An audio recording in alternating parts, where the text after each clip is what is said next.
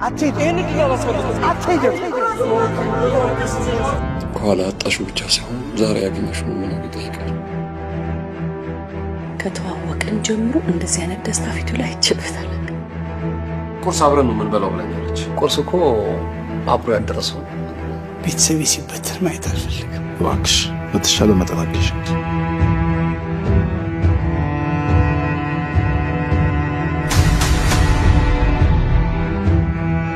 እንደፎከርሽው በታተንሻቸው አይደል? ከዚህ በላይ አንተ ጋር ማጠፋው ጊዜ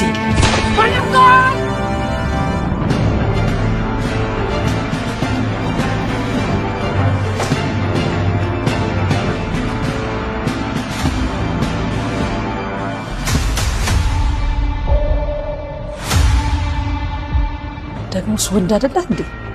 አትደፋው።